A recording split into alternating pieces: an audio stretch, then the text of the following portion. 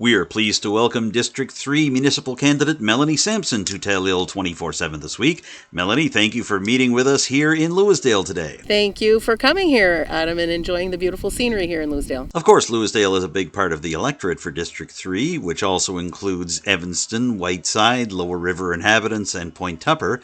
Can you give us a sense on how the campaign is going for you covering this big riding? It's been going really well, Adam. Thanks for asking.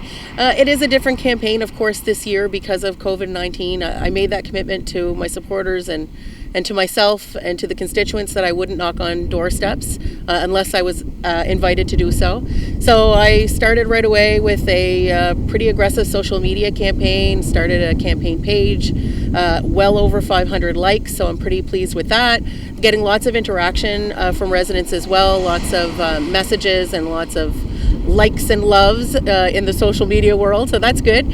I'm also reaching out to a lot of people through Messenger, through texts, through phone calls, and again, getting really, really great response. Lots of people happy to share their thoughts and their concerns, and tons of people with some great ideas of things that we could look for if I'm elected to council.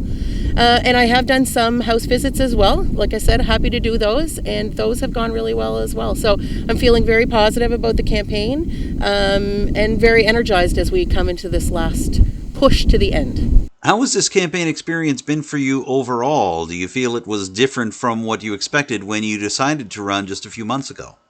No, I guess I would say it's going about as I expected that it would go. I'm a bit of a planner, so when I set out to run for council, I sat down and Brad and I and the kids chatted about what that would look like for our family in terms of time management, and so that's going as we expected it would go. And then I just had a plan. Every week I want to do a video. Every week I want to do a post or two every week. I want to do a couple of newsletters. So we're right on track, right on schedule. Things are going exactly as I anticipated they would. Well, let's get to the elephant in the room, or more specifically, the elephant in District 3. It's impossible to talk about this race without talking about the fact that you're running against the sitting warden for Richmond County, who has won the past election for District 3 by acclamation and won the previous two elections for the former District 6. Do you feel like voters in District 3 are ready to consider making a change and are at least willing to hear your pitch for somebody new? Yeah, actually, some people have asked me when I first agreed that I would run, why are you running? Why would you choose now? Why? And the answer is actually the answer to your question, which is part of the reason that I am running is because a fair number of residents in the district have come to me and said to me, in August, we're really looking for some change, and we feel that you are the right conduit for that change. You're the right person to be the change. And I was humbled by that because I think a lot of the people who did bring that to my attention were people that I do respect greatly. And so I took it exactly how it was intended, which was not to say that, we've had 12 years with Brian in Louisdale, in this district, but the folks in the surrounding areas for the last 4 years through acclamation. But just looking for different ideas. And someone said to me, Melanie, if you were there 12 years, I wouldn't vote for you either. And I said, okay, fair enough. So yeah, they've been receptive to change. And so I guess I would say to that there are always pluses and minuses to experience. And so with experience comes sometimes good parts and bad parts. And so I think it really is about what residents choose to pick out of the experience.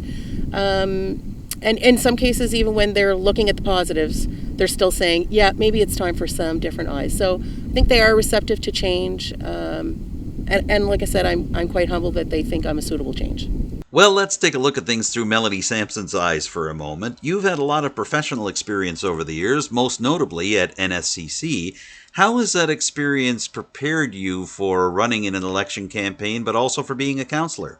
Yeah, I think that, in all of my career choices, so whether that was in public practice and accounting firms, or whether it was running my own businesses, or whether it was working at NSCC as an adult educator, or whether it's in my volunteer work, or whatever I do, it really is about teamwork, and it really is about cooperation and respect and, clear communication and finding that common ground. I talk about that often with residents is I just feel that a lot of issues could be resolved if we could just, as a group, just take a step back, find the place where we belong together, and then move out from there. So I would say, certainly my financial expertise is not going to hurt on council. It's what I've done for 25 years, so it's what I know.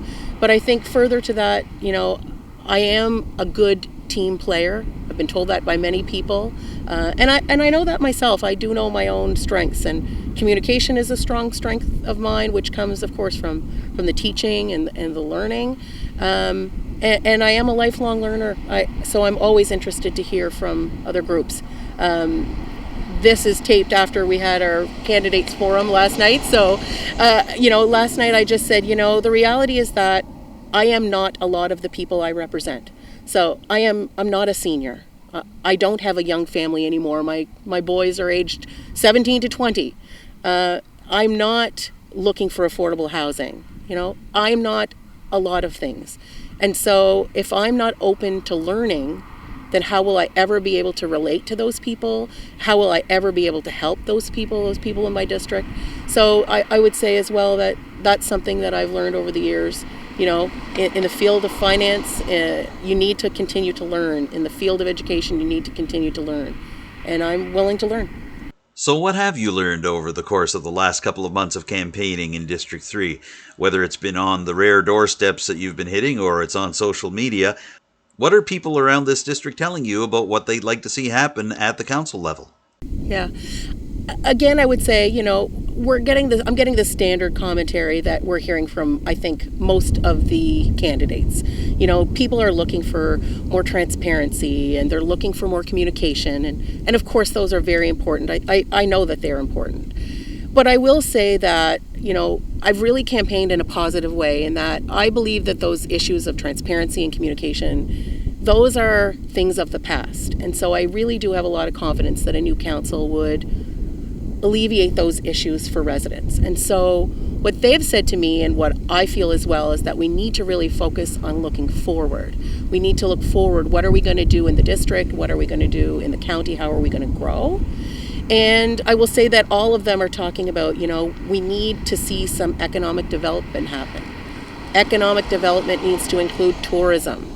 And I couldn't agree more with both of those things. I've heard some awesome ideas about campgrounds. I've heard awesome ideas about developing our vacant or soon-to-be vacant schools. I've heard great ideas about healthcare. I've heard lots and lots of great ideas. And so I've got a scribbler. So those people who've sat with me saw my little book. But if you've talked to me on the phone, I have one. And I've just been making a list of all of these great ideas so that when a new council comes together, hopefully I'm at that table. And when we do our strategic plan, these are some ideas I can put forth as things that we maybe could do in Richmond County. So flipping that question around, what are some of your personal priority areas as a candidate? And if you are elected as councillor, what are your day 1 or day 2 priorities for District 3? I think day 1, day 2, that's where we need to reach out, of course, to the candidates who've put their name forward and been successful, because that will be the team that will work together to grow Richmond County. I think priority 2 is actually to reach out to the candidates who perhaps were not successful, because they are so interested in the county that they actually put their name forward for council. And so we need to harness some of that energy, and we want to invite them to join us on this mission that we have of growing the county. And I think we hear a lot of that, a lot of positive messages from the candidates. So I would say, building that piece in. One of the big things I've, committed again to myself and to my constituents is consistent communication. So I think Sean Sampson said it last night, never stop campaigning. And I think that was a good way to put it. My intention has always been to continue with social media information, to continue with the newsletters that I've mailed out, to continue with connecting with residents one-on-one, when it's okay to do that in person, obviously going to events and things like that. But I think it's about continuing to create and build that relationship that I would have with the residents. My slogan is rebuild, restore, and rejuvenate. And I take that at every level of what my job would be as a councillor for District 3, right? Rebuilding those relationships inside the district, inside the county, and outside. And of course, rejuvenating the people of the district, the people in the county, and harnessing all of that and using it all to move our county forward. I'm intrigued to hear you talking about wanting to keep the dialogue going with other candidates, even if they aren't successful in their districts. Well, I mean, heck, if they put their name forward, they clearly have some interest, so let's do it. My last question to you, Melanie, is one that I've been asking to all the candidates I've been interviewing for Telile 24/7. Who inspires you in a campaign like this? Is there somebody in your life, either in the distant past or someone more recently, that would really want you to make a difference in terms of public service and is egging you on, even in spirit, as we go forward? I love that question. That's actually a really great question. In teaching, we often ask students, like, who was your most influential teacher? And so I think it's really neat that you're asking that question. To say that there is a single person, I guess I'm going to say no. And I'll tell you why I say no. And like 5 years ago, as most people know, there was, quite a significant tragic event that happened to the people of Louisdale. And I think that affected a lot of people in a lot of different ways. And I think for me, it's actually that event that catapulted me into service. To see the response of the people of this community. And I know, people of the outlying areas, people of Dundee, St. George's Channel, Evanston, Whiteside, Cleveland, all of the people, their hearts were broken for our community. But the people of Louisdale really stepped up, and they came forward, and they organized things immediately, and everything just happened like clockwork.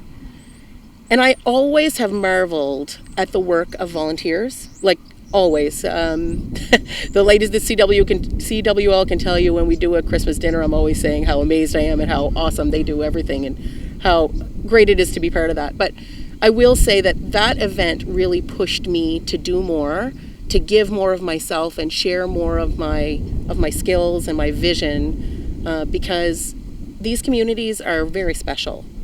Special people live here, and we need to take care of them. We've covered a lot of ground here in a short time. Melanie, is there anything else you'd like to add about all this before we wrap up? I really think that I want to talk about voting, and I want to talk about the importance of voting. So many people have fought and died for us to have this democracy in Canada, and I think it is really important that we take that right very seriously. I think that we need to recognize that our vote is our voice, and we need to make sure that our voice is heard. So District 3 residents, please, I beg of you, use your right on October the 17th and vote.